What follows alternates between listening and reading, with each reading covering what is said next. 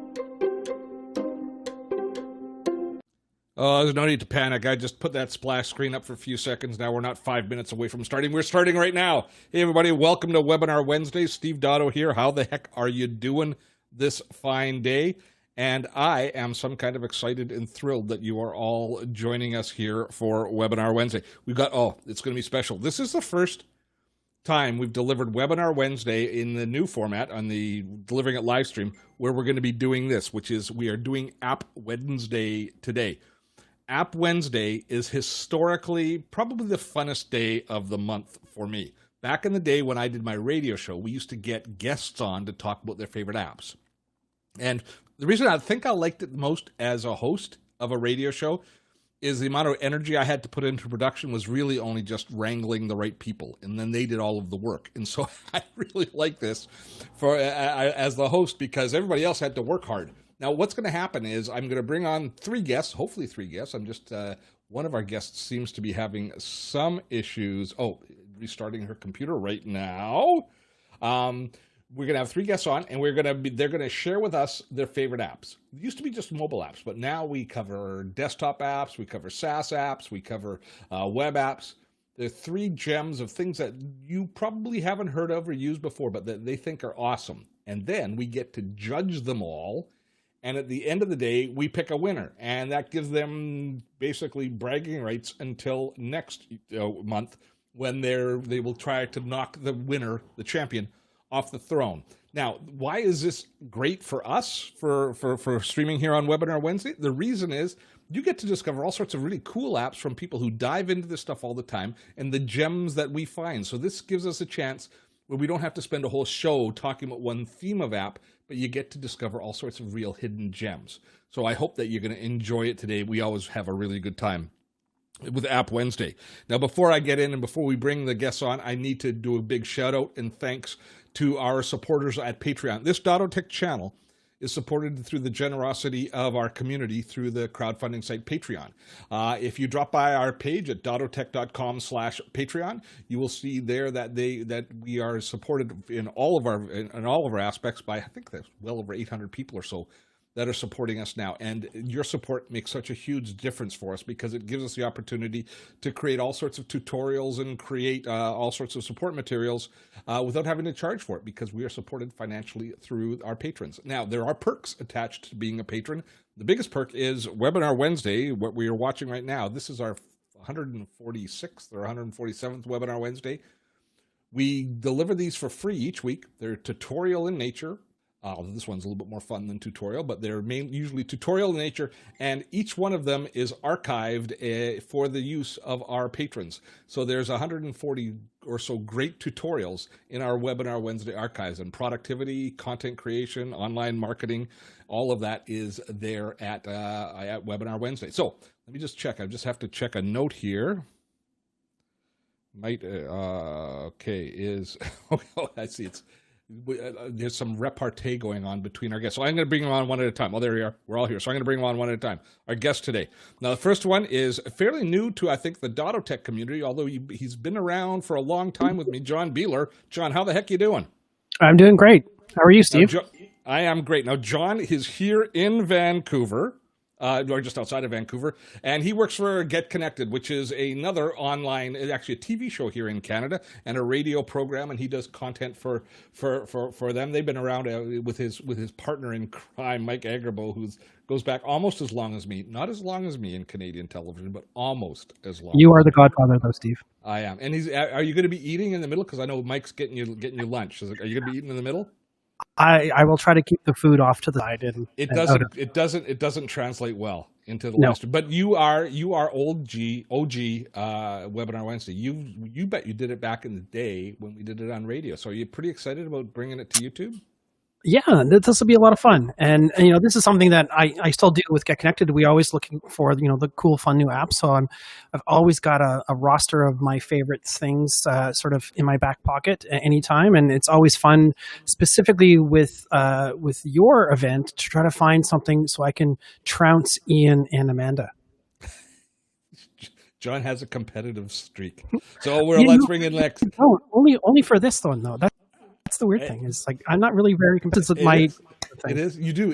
The fangs come out. Now, this is Amanda. Now, Amanda, ironically, most of us are here in southwestern Canada.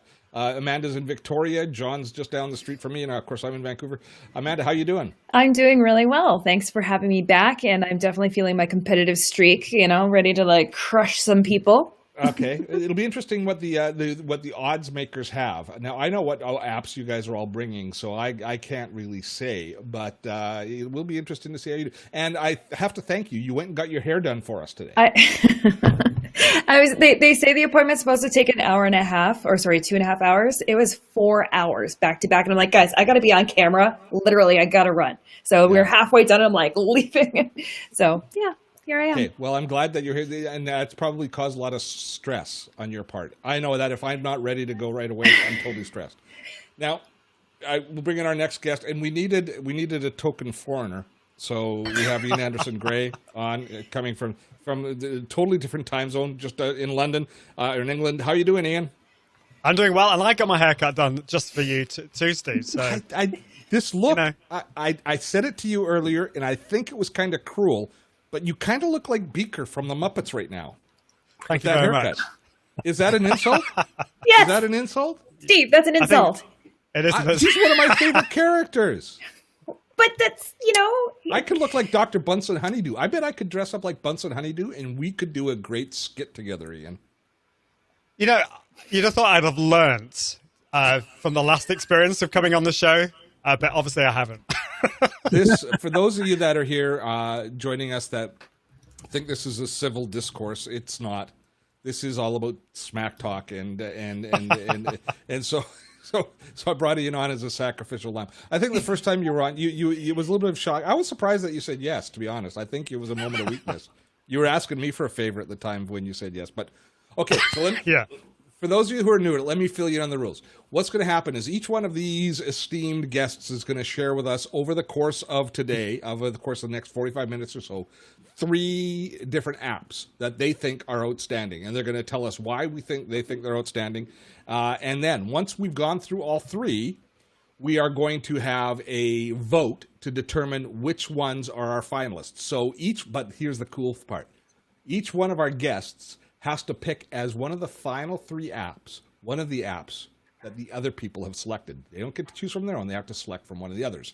And then we will vote on the winner of all 3. Now, unfortunately, I've been trying to find a voting app on YouTube, and I haven't been able to find one. So this month, I am going to arbitrarily decide, but I will take into account the comments that are going on in chat as we go along of what you guys think it should be a winner and what you shouldn't. So you get to have a voice in chat, but I'm not going to say we're scientifically going to decide what's going to win. It's really up to Steve, but you, our guests, our viewers, will have a strong say in who wins and who loses as well. So that is the rules. Are you guys all bought in? Did you sign the NDAs and the limited liability forms I sent you? In all transparency, I'm just here for the smack talking. Okay, that's good to know. I'm here for that too. Okay. Perfect. So round 1, and I got to get a piece of paper or something. I got to write it down. I got a document here. I've got a document with all your stuff on it already, so I know what you guys are actually bringing up. So, by the way, we have in chat monitoring things and making sure that nobody is too rude or doing anything wrong is Liz Azian. She's also in the UK. She's giving up her dinner time today to help us out here. April would normally be here, but sadly she is attending a friend of hers father's memorial service today. So April isn't able to join us, but I'm sure that Liz is going to do a great job keeping the throng in chat in order. So let's start with the people who's come to the wedding from the farthest. Let's start with Ian. Ian, I'm going to throw you out, and you get to share the first app that you think is outstanding and you are willing to put your name behind today. So this you're being slightly disingenuous here, Steve, because that was not the phrase that you used when you asked us to find the apps. You were asking for fun and entertaining. Yes. But useful, entertaining, fun, anything. Okay, fair enough. Well, so the first one I've got is Hazel. It's called Hazel, and it's from Noodlesoft, which is I mean, anything from a company that's called Noodlesoft, I think it has to win awards for. And it's a Mac app, so apologies PC users, but this is an app that automatically organizes your files. So, for example, one of the things I use is like I use Dropbox, so all my images, all my photos from my phone get put onto my computer in the photos folder, the pictures folder. But then what Hazel does is it will take all those photos and videos and put them in my pictures folder on my Mac in dates folders. It'll organize it all automatically, which is really cool. And you can do things like tag your files by to give them different names and if they're old or new and that kind of thing. So I love it. Hazel. It is an outstanding app. I agree as well. It is one that I use all the time, and we actually have a great video on our channel. By the way, if you are viewing us now and you miss any of these or you want to write any down, don't worry about it. If you've registered for today's live stream, we will send you an email with all of the resources at the end. So all of the different apps that are being spoken of, we will send you links to. As well, I'll send you a link to the video we did on Noodle, on Hazelsoft Noodle. I use it every day. You know how we use it? When we create a video, I create a video editing file, and I do a rough cut of our video. And then I want to take that video and send it to Liz for editing. But in order to do that, you have to compress the video first, so all of the assets are part of the video file if you're going to be sharing a video through Dropbox.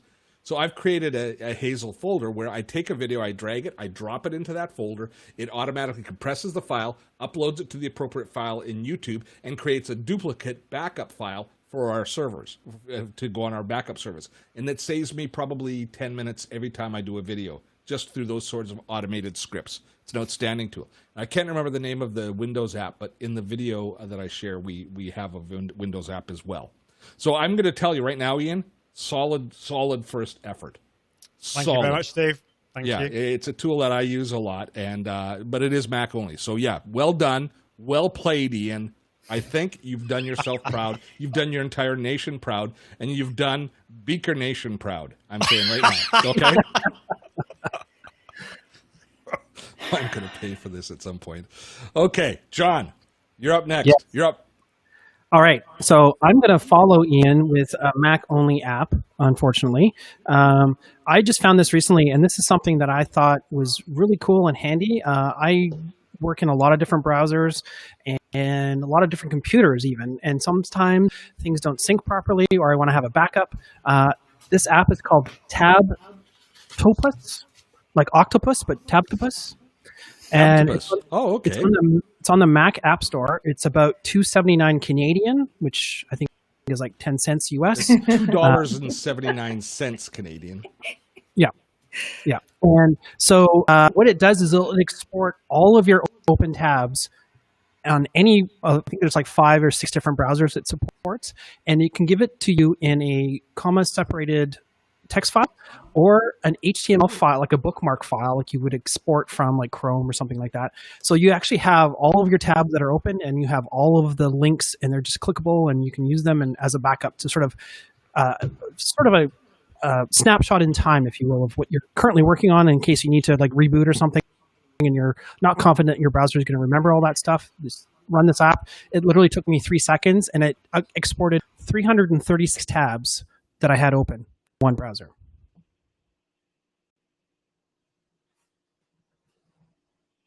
So there's TabTopus. Did I just lose everybody? I turned myself off because I was sharing the screen. I was asking, what the hell are you doing with 336 tabs open?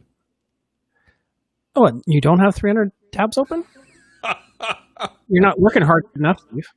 TabTopus. So basically, it creates. So if you've done it, so I guess the use case scenario would be you're doing a bunch of research, and you've got all these tabs open, and you don't want to clip them all into Evernote Web Clipper or something like that.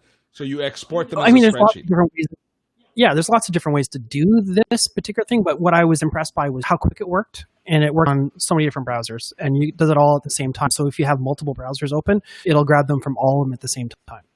That's an interesting tool, TabTopus. I think it's bad form, but good tool. I'm going to tell you right now, bad form, good tool. Okay, TabTopus. I like the name. Who would have thought of that? Who is so undisciplined that they had to think that they needed a tool to export all of their open tabs? That's what I wonder. All right. Somebody with more memory than good sense. And definitely not an old Internet Explorer user. We can all agree on that. Oh, by the way, did you hear the latest news? Microsoft has decided to rename Office 365. They've rolled out a new name. It's now Office 364, just so we know. Just a little aside. That uptime. It's a good joke. It's a good joke. No, Steve, no. For people who don't know, Office 365 was down earlier this week for a day. Okay, okay, Amanda. All right. Are we saving the best for last? Is that how we're going to format the show? Your next. Okay, just checking. Just checking. All right. I did see somebody making a comment here of saying, is this the Mac only show? No, it's not. But because we are leading with Mac only apps, I think I'll check out my Mac only app and then we'll layer in the rest. So the Mac app that I'm focusing on is the new Translate app that's coming with the new iOS 14 update. And Steve, is that disapproval there? No. It's just iOS 14 is going to be something that we're all going to be able to spend a lot of time talking about. Yes. Yes, it will. Yeah. So the Translate app is really simple. I think that's the part that I like about it the most. It's not complicated. It's not complex. Google has done a great job with Google Translate, but now just having this natively integrated on your phone in a very simple format where you can speak text and have it translate into any other language, or have someone else speak in a different language and have it translate for you. It's just integrating it into a really handy suite of tools that are really accessible on your phone. So I'm definitely going to be using this to be learning Spanish for sure. If the time comes that we can ever travel again, it's an awesome tool for as is Google Translate, for being able to just, to say something into it and have somebody be able to hear it automatically for the translation when you're on the road. It's an amazing service. But here is putting on the tinfoil hat. What makes me go, about Apple releasing Apple Translate on top of Google's Translate is Google's Translate, amazing service, but I think for a lot of us, we're going to start to say, who do we trust listening to what we have to say? Do we trust Apple more? Because every time that you go use Google Translate, Google's giving it to us for free. Why do you think they're giving it to us for free? They want to know what people want to translate. They're converting it all into text. It's all becoming part of the data in the Google ecosystem. And so while Apple theoretically respects our privacy that much more, it's going to be really interesting to see how these different apps come down. But it looks really good. Only 14 languages, I think, to start. But as iOS 14 rolls out, it's definitely going to be one of those gems within it. So we have a good opening salvo. That's a good term, eh? From our guests. We have from Ian Anderson Gray, Hazel, which is basically an app that what's the word for the type of app that pulls everything together? An automation app. That's it. It's an organization tool. It's a big word for me. Automation app, which allows you to use folders, and you drag things into folders, and then you can set a set of criteria against it, and it works like a hot damn. And there is a Windows equivalent. I just can't remember the name. I'm sure maybe somebody has shared it in chat, but there is a Windows equivalent. But Hazel from Noodlesoft, great name, is number one. TabTopus. TabTopus. John Beeler. TabTopus, where you can export up to 300 and some odd tabs or more. Why did you stop at 330 or so, John? That's just what I had open. That's just what I had open. Just what you happen to have open. Okay, that's John's. And Amanda with an app that we can't get yet. Well, you can if you in the beta version, but the iOS 14. iOS. Yeah, sorry, I've got it. Yeah. But it's iOS. Is iOS 14 rolled out completely? Yep. Yeah. You just have to go and do the update. Oh. Yeah, it came out last week. Okay, so iOS 14's Apple Translate app. Okay, that's round one. Round two, we're going to go and we're going to shift up the order, and we'll go to John Beeler first for round two. John, all right. What's your next app? So mine is a little different. It's called Audio Jack. And this is a iOS, Android app. And the idea behind it is a friend of mine actually created it. He bought a sound effects library a number of years ago, and he started doing stuff with it to sort of tell stories. But the idea is with AudioJack is you choose sort of a theme, and it plays an audio story for you with no dialogue. It's completely just sound effects driven. So imagine just sort of like going out into your chill space, going to bed on the couch, lights off, headphones on, and it tells you a story, and your brain sort of fills in the gaps to sort of help illustrate the story. So it's kind of like a meditation app, but it's kind of more of like an audible story. The nice thing about it is that it doesn't have any dialogue, so it works in any language. And they have a bunch of free ones, and then they have a monthly subscription service you can get. It's pretty inexpensive, things like $5 a month or something like that. And then you can basically get more advanced stories. And the nice thing is they never tell you what the sort of the plot line is. Your brain does all that for you, and it's a pretty interesting and fun way to sort of experience some stuff, especially if you do the same story with multiple people, then you talk about it afterwards. So I use a tool called Brain FM a lot, which is like for helping us concentrate and focus. But this sounds like it's the music score for a movie or a TV show, just the underscore without anything above it. So you're just basically, and you're going to let your brain you're just going to let imagination move. That's got to be healthy for your brain. Yeah. Well, because it's like you hear like the footstep, hear all the different sound effects. Ooh. And music and stuff like that, but there's no dialogue. So your brain fills in what the story is. And so everyone's going to have a different sort of take on it, which I thought was a really cool thing. Did you do the group thing afterwards and see if you agreed with what the story was? No, well, I didn't. I listened to a couple of them, and David sort of told me, the creator, he told me a little bit about it. He didn't tell me the story because he actually created a lot of the storylines himself. And so he didn't want to spoil it for me, because part of the fun for him is like what people's feedback is about what they think the story is, what they think the plot line is. And that's the kind of the fun thing is they do different ones all the time. And they even have like a group one that they do with actually, he has some celebrities. He lives in LA and he brings in some celebrities and they go through it as a group thing on, I think they do it on Zoom, and they do it like once a month or something like that. And it's a pretty cool experience. It's funny because when I saw the name, I was thinking, it's an audio switching and routing app. Ian and I use them. You use them for live streaming, right? To take your audio source and send it to this source or that source. I'm thinking, when I first saw it, I thought, okay, it's just an audio routing app. And that's what you thought it was too, right, Ian? I saw your head. Yeah. But this is totally, I hate the name, but I love the idea. I think it's really confusing, cool idea. but it's a really cool idea, and it's a really interesting sort of thought experiment, maybe. I'm not quite sure what you would call it, because it's you can kind of use it as like a sleep dream state thing if you wanted to, or just it's like reading a book. But all that stuff that we used to be getting about stimulating your imagination with puzzle games, etc. This has to be just great for that. And I can imagine it would be just wonderful. Like I will use the in the Brain FM, I'll use the meditation or the relaxation thing to like grab a 20-minute power nap, and that extra audio, the cocoon of the audio, puts your brain, it takes you away from your worries and just kind of it allows you to kind of settle in. I would have to think that this would really work well for a lot of people as well. So I guess going to sleep listening to true crime podcasts and murder mysteries every night is probably not a good thing. Or the news. Yeah. Or the news. Yeah. This is like anti-2020. That's great. I like that one, Beeler. Good job. I'm not even going to mock you. That's a first. Yeah. Too good. Too good. Solid effort. Solid effort. Okay, Amanda, come up with something to compare with that. All right. So I have a creative one in my arsenal as well today. So the one I'd like to suggest and recommend is called Night Sky.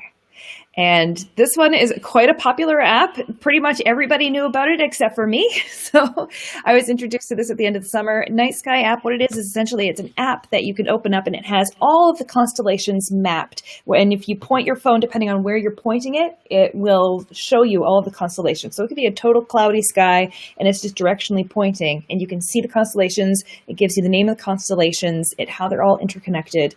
And one of the other features I love about having the app is that it gives gives you a heads up when you're going to have a clear night sky where you are, to say, hey, tonight's going to be a really nice night for looking at the stars. Maybe you should check it out. I'm like, oh, thank you, night sky. I appreciate that. So it's educational, it's creative, and it's getting you outside. Even though you're still looking at a screen, it's getting you out and appreciating our environment that we have. Now I've got these augmented reality apps are outstanding. I've got a very similar app called a Star Walk, I think is the one that I've got. Now, does Night Sky, if you point down at the ground, does it also show you what the sky looks like at the other areas, like on the other side of the world?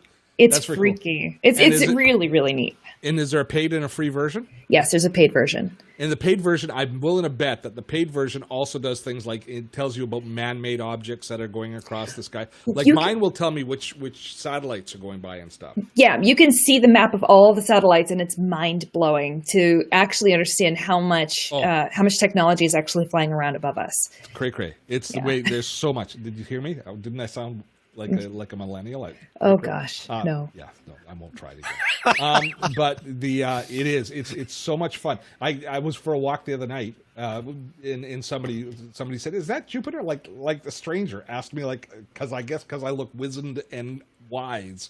If it was Jupiter, I went, I don't know, but I whipped out Star, and I told them they were most impressed that I did that. So that's a very cool. There's a similar app, Plane Finder. I think it might have been years ago. We used it in one of the ones where back when airplanes, they used to have little tubes that would fly from one city to another city and travel, and people would travel with them in them. It would tell you what the plane is, where it's going, what its registration number is, how many people are on board. It does the same kind of thing. So you're showing us the sky over top of Victoria right now. It's showing the constellations. Oh yeah, look at them. There you go. It's funny, when you first said night sky, I thought she said nice guy. I'm like, oh, is this a Billy Ellis? I thought that too. I thought you said nice guy. Do you know any? Sorry. Amanda's on a permanent search. Is there an app for that?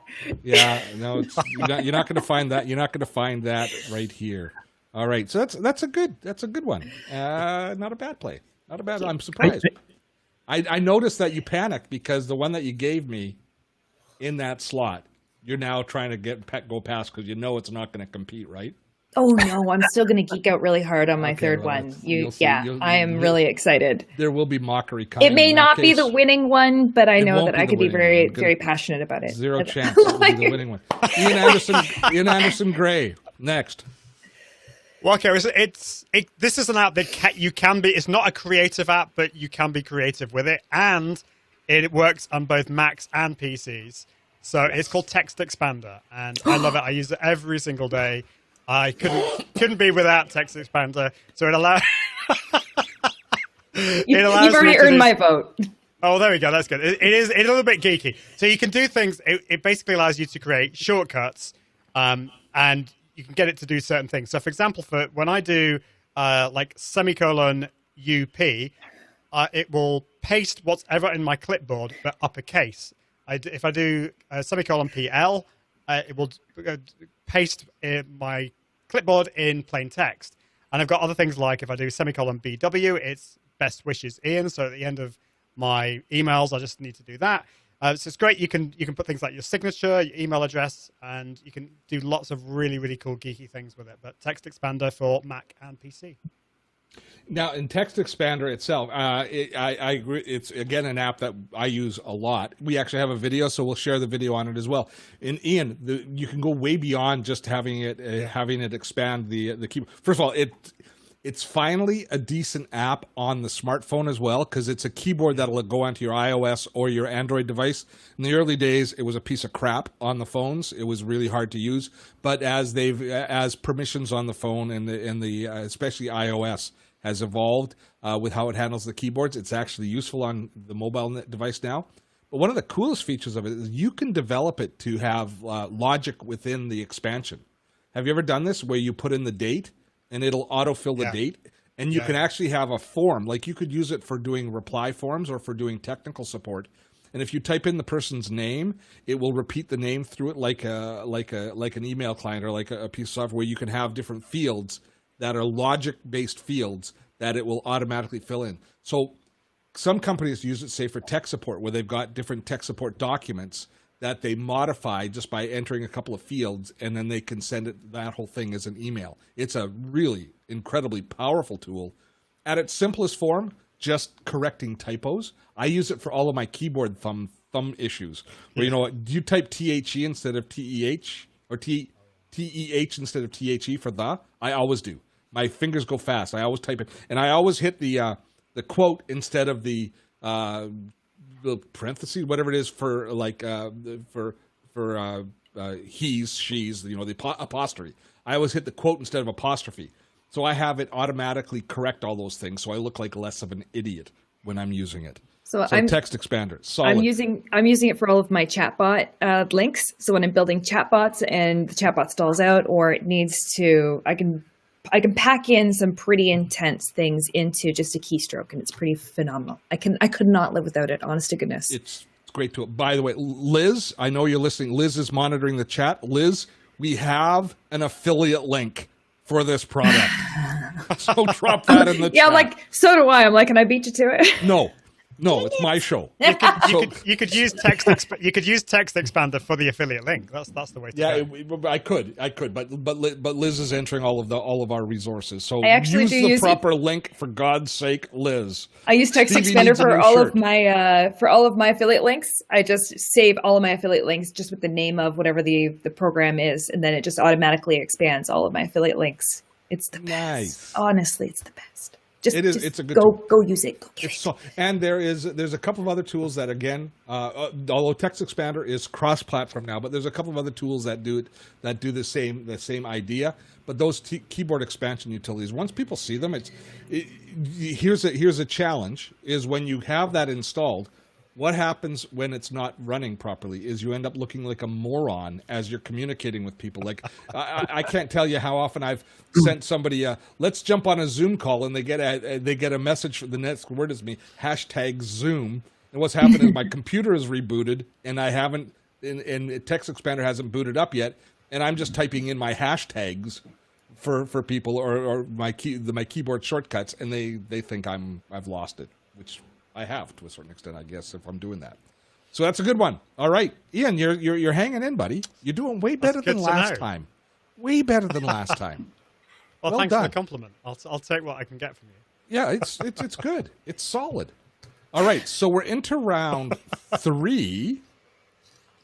So let's go to Amanda. You start out round 3. Okay, I'm super passionate about this, and you might not be as inspired, but just as a background, I teach Facebook advertising for a living. I live, eat, breathe, and sleep Facebook ads. I'm in Facebook ads all the time, 24/7. With your Facebook ads, you have two sides of the coin. You have your Facebook page, and you have stats and analytics related to your page. And you also have your ad account, and you have stats and analytics related to your ad account and your pixel. So Facebook has a whole suite of different apps. One of them is an analytics app.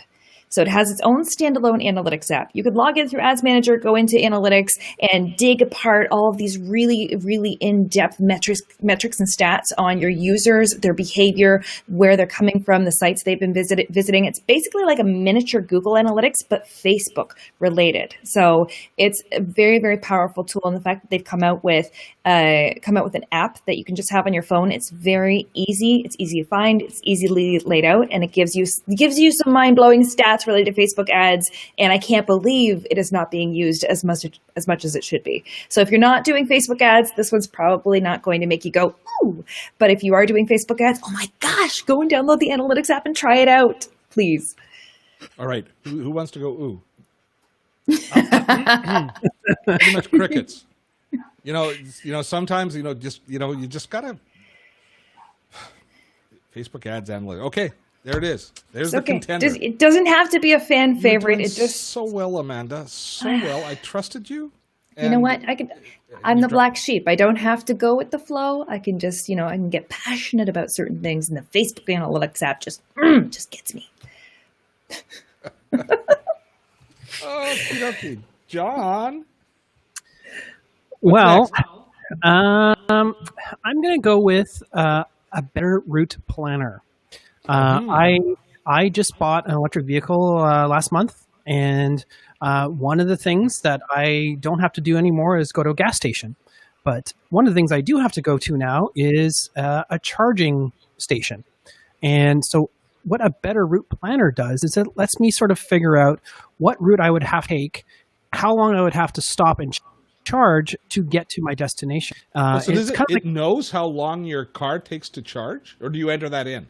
Well, you tell what kind of car you have, what kind of battery you have, the range, all that kind of stuff. Like it knows most of the current models. Mm-hmm. And so, for example, for me to go from my house in Port Coquitlam to, say, the Okanagan, it would basically tell me that I have to stop in Abbotsford, Hope, or Merritt and charge to get to my destination. And the neat thing about this particular app is that it actually knows where all the charging stations are. It's updated all the time.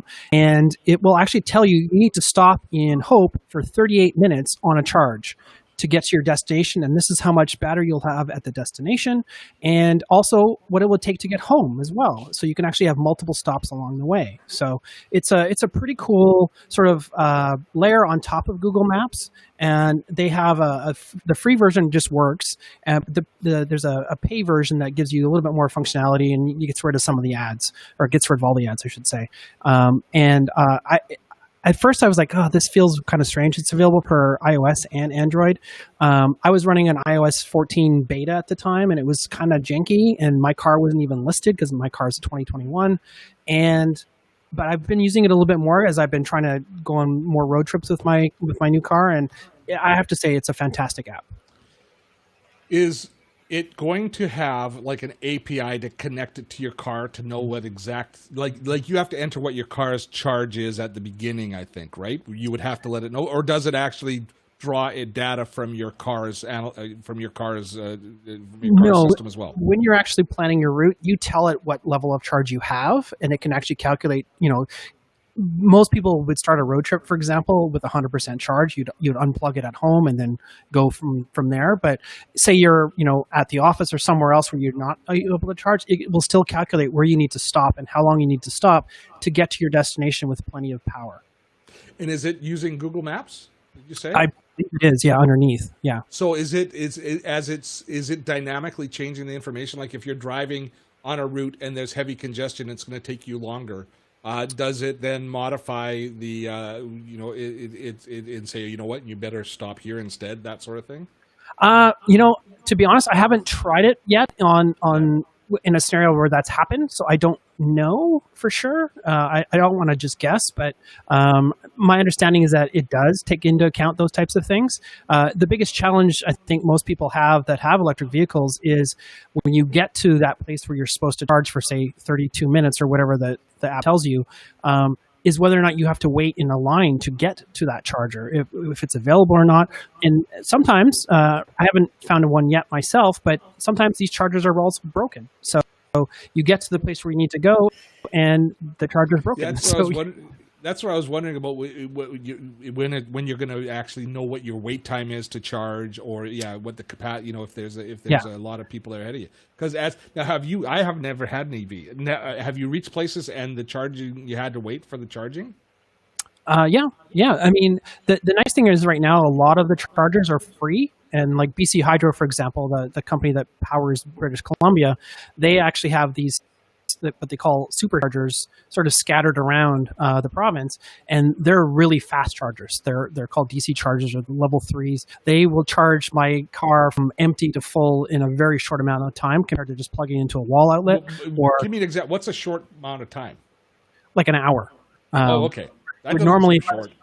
If I was plugged in at home, to charge my car overnight, it can sometimes take 18 hours to charge from like 30 or 40%. But that's like just literally a house outlet, right? Most people have or get a level 2 charger, which is a lot faster. So maybe 5 or 6 hours instead of 18 hours on a level 1. So these are all the things you have to think about when you're not thinking about going to a gas station anymore.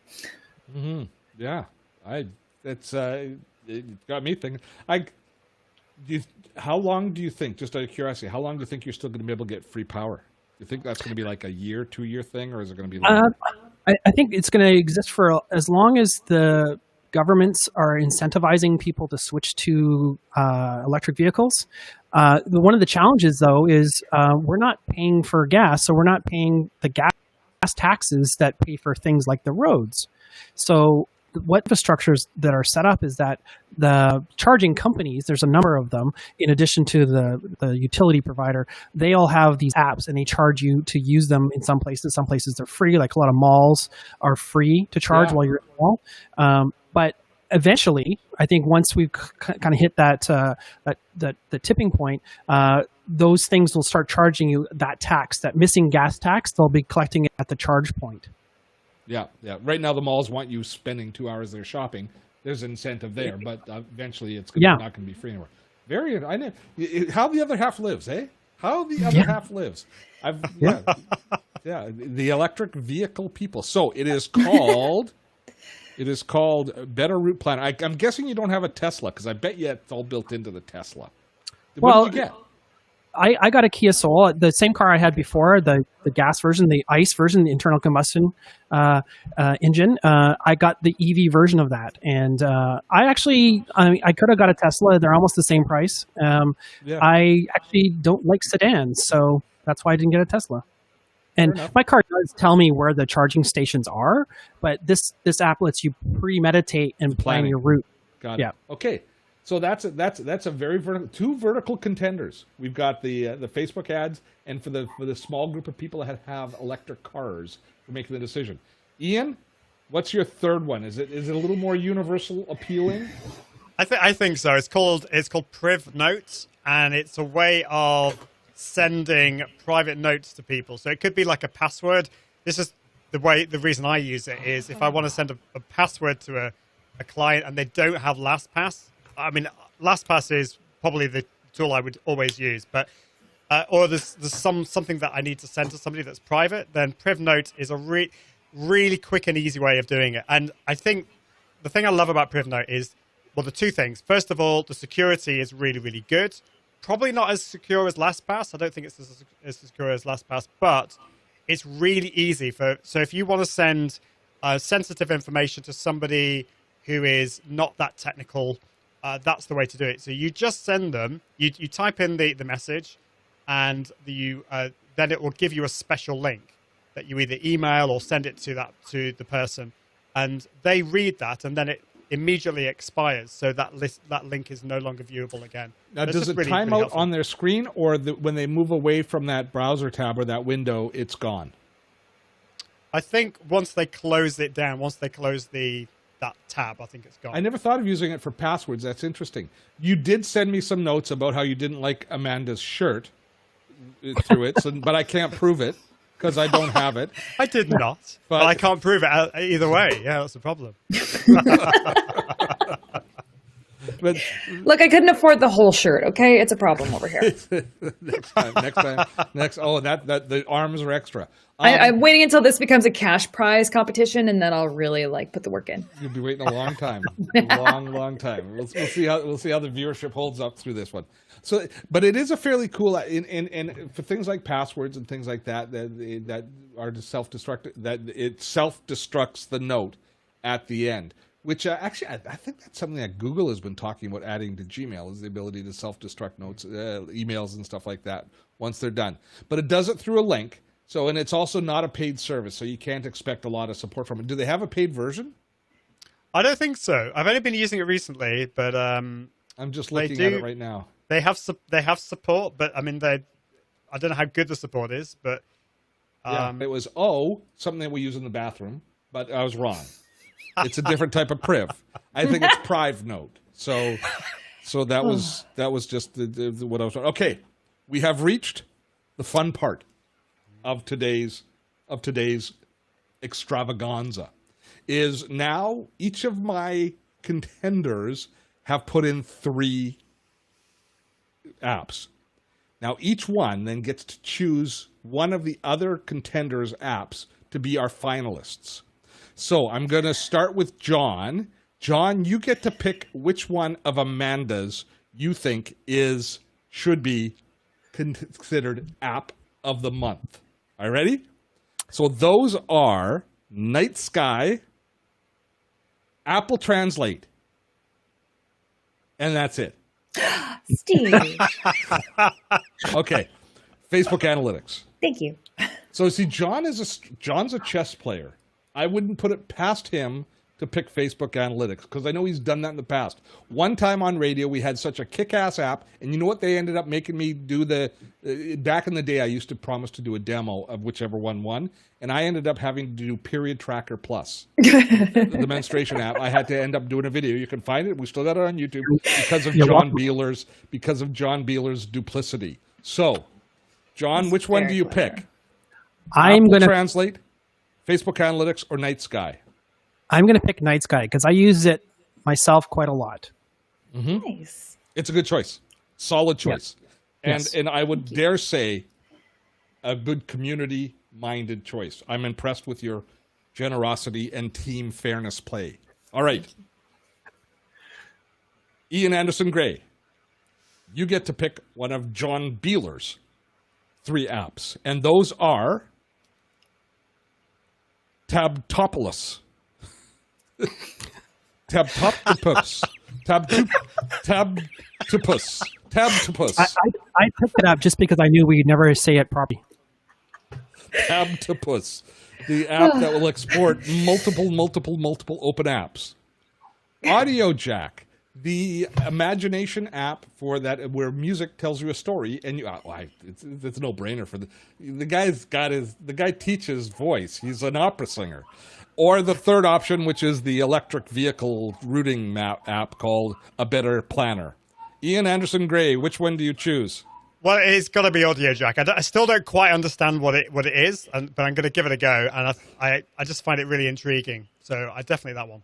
Yeah, John doesn't even know. Ian is like a singer. He is an opera singer, a fantastic baritone. He teaches voice, and you can find many of his videos performing at Social Media Marketing World in musicals with another person in this. Yes, with me. Okay, so that's it. Audio Jack. I like that. I think that's a contender. It's one that is, of all of them today, it's the one I'm going to play with the first as well. Audio Jack. Solid contender.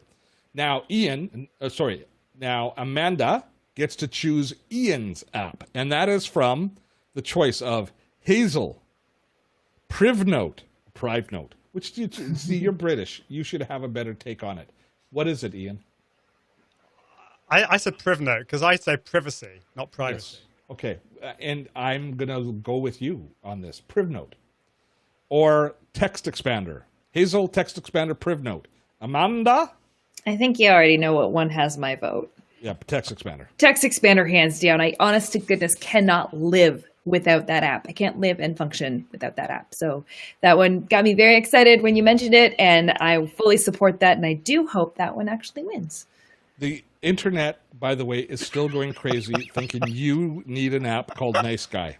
I agree. Okay, is this when I talk about the dating bot that I built? No, did you build a dating bot? I did, because on these dating apps, they're just not robust enough. So I built a dating app that actually runs you through a whole series of questions on everything I want to know about a guy beforehand. And if you answer poorly, and I'm also ranking you and adding points or taking away points based on how you answer. And if you answer one of the things that are my non-negotiables of a heck no, then it puts you into a randomizer and sends you a nasty GIF and basically says you're eliminated. So I agree. I need a Nice Guy app. Maybe I should just go and write one myself. Are you back in a slump? Because you weren't in a slump for a while. Are you back in a slump? No, I'm good. Okay, good. Just checking. Checking. Okay. I've actually got a wonderful guy who is. Okay, yeah, because it doesn't sound like it, does it, guys? No, it didn't sound like it. Oh, look, it takes years to heal from all that crap. But building your own bot. That seems excessive. That seems excessive. I had some bad dates a year ago, and I decided to fix that problem. Okay, so now's your chance in chat to let me know which one you think, and each person gets a chance to do it as well. So if you want to go into chat to help me sway which is going to be the champion app, let me know. Is it Textexpander, Ian Anderson Gray? Is it Night Sky? Not Nice Guy, Night Sky from Amanda Robinson, or John Beeler's Audio Jack. Tell me in chat which one you think. And you can, now, if you watched the debate last night, now is the moment that's like the debate. You all get to basically say which one you think is best. You get to plead the case I for gotta your say, product. The comments rolling through are making my day. They're making me laugh. So thank you, everyone who's saying really nice things. Textexpander's getting some solid votes. It is really kind of running away with it at this point. Look at this. This is awkward because the winner gets invited back next month. I meant awkward for you, Ian, because you seem to. And Textexpander is running. Night Sky gets one. I bet you though, if we'd had Nice Sky, it would have run away with it. I'm pretty sure. That'll be my app next time. If Nice Guy was an app, how many people would be voting for that one right now? Yeah, they would be a lot. They would be a lot. So here's just to let everybody know who is still with us. Thanks so much. If we will send you out links to all of these. So if you've not yet registered for today's live stream, if you give us your email address, Liz will drop a link in the chat, and I'm sure it'll zip by. But we will send you an email with all of the links to all of the resources from that we talked about today. As well, I've got a couple of videos on on a couple of the different apps as we go along. So make sure that you do that. Before we wrap things up, I need to thank all of our patrons so much for your support. You guys mean the world to me. What are you laughing at? What am I missing? The comments are amazing. The people voting for Nice Guy right now, I think we should just... I think we should commission it to be written. We got to find somebody. So. We got to find a nice Romanian programmer to program an app for Nice Guy, and it can be based on your experiences, Amanda. You can do the dating experience. I could write a few novels. I've got lots of data to work with. Indeed. I met Shannon through a dating app. Mm-hmm. I know a thing or two too. John, did you meet your lovely fiance through a dating app? I did. Wow. So there's three of us. Ian, I know that you've got, it's like a high school sweetheart or something, right? Well, university. All right. And now drum roll. I've got my Rodecaster, but I don't know which button makes the drum roll, so I'm not going to use it. All right, the winner, it's going to be Textexpander. This week's champion is Textexpander. Ian Anderson Gray, you are our champion, and that's well deserved. So now you have to come back next week, Ian. Next month. Next month.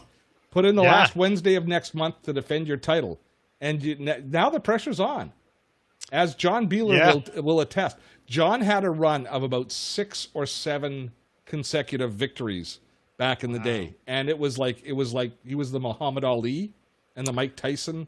But then you changed the rules. That's why I lost. How did I change the rule? That seems rather accusatory. Well, yeah, because it is. What did I do to change the rule?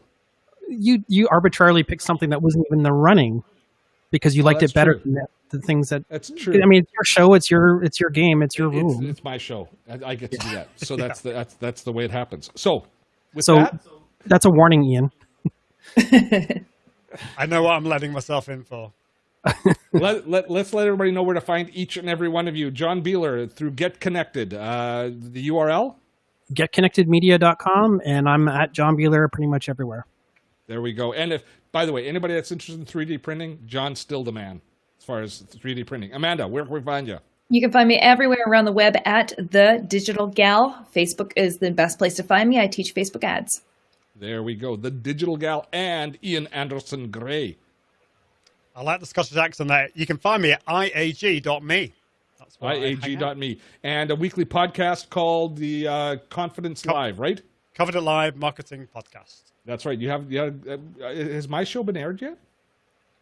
Yeah, it was months ago. Oh, was it good? It was average, but we have ones like that sometimes. Keep your eyes peeled for next week's webinar Wednesday. Next week we're going to be talking about creating video for online courses for YouTube. We're going to be talking about making better video. That's going to be back to normal, back to teaching stuff. This was fun. I appreciate each and every one of you spending the time with us. You guys are the wind beneath my wings. You are awesome sauce. And thanks. We feel the same about you, Steve. Thanks for your good nature. Most of the time. Beaker, Beeler, and Amanda. Thank you, Till next everybody. time. Have fun storming the castle.